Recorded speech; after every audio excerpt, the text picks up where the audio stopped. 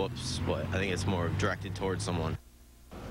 The new rule covers students who use profanity directed toward a teacher, toward another student, or in class during a verbal altercation outside of class, pretty much anywhere. And a swear word will set students back more than $100. All right, guys, Valentine's Day, it's next Sunday. Are you looking for some bling for your sweetheart?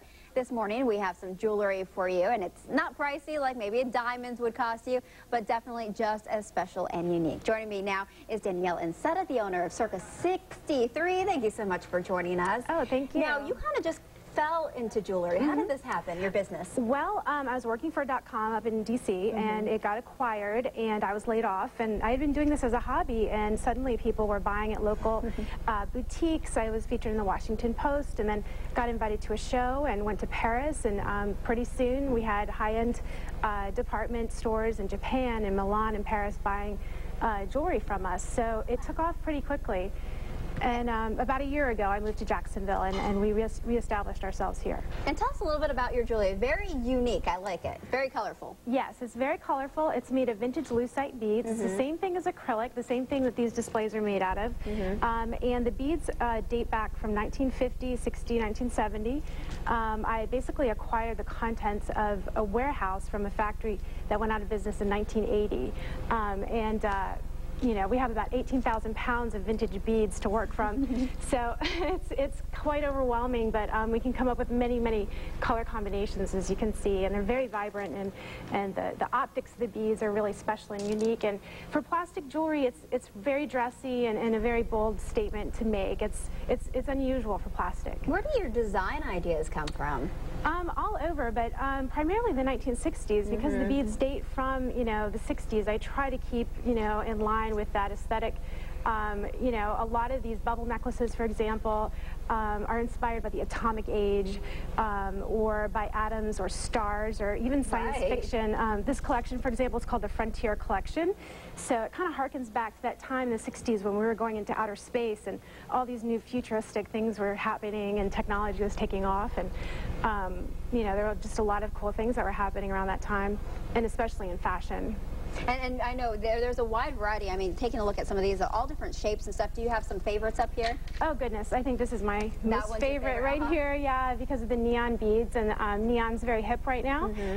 So, again, it's in keeping with the 60s aesthetic, but it's also very contemporary and very wearable for such a big piece. It's just very easy to wear and very tactile. They're all very fun to touch and play with, and they move very well. And tell us about this one. I mean, this one really stands out here. Sure. This one's called Venus. It reminds me a little bit of a plant or a sea anemone, or like a Venus flytrap. It's really interesting. It also has the neon in it, and it also has this sort of nice amethyst color and these clear beads, and it's a really fun big look, and it's actually kind of light to wear, so you know it's approachable for a lot of people, even though it's that larger statement piece. And what kind of comments do you get from your customers? I mean, there's nothing out there like this. No. Well, most of our customers are high-end retailers, luxury department stores in Japan and New York City, and they're looking for something unique, and our pieces are very limited. You know, you can only get maybe 3 of these or 2 of these. That's all that's available. And so they like the appeal of a limited piece. They like the statement piece. People are, instead of buying a lot of fine jewelry now, they're buying a lot of high-end costume jewelry and spending a lot of money and investing in those pieces because they'll be collector's pieces down the road. So a lot of these high-end luxury department stores are getting into that business of costume jewelry. Yeah, and you mentioned that. What kind of price range are we talking about here? It depends. My company, Circa 63, has items ranging from, you know, $10 to $50, but when you're getting up into these price ranges, it's anywhere from $300 to $1,200 for, you know, something like that. And before we go, I think if we could just get a shot, this is a ring right here, right? Yes, it's a ring. Talk about bold statement, huh? Yeah, it's a cocktail ring, but you could probably get away with wearing it during the day. It's adjustable. Yeah. It's fancy. And the beads kind of shake a little bit. It's kind of like this, like it's a cha-cha bracelet. I like to think of that as a cha-cha ring. But it's really cute, and those are really popular right now.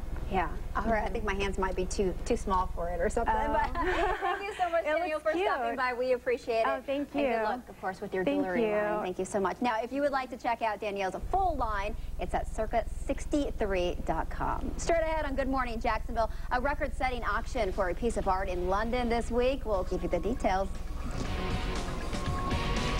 All set.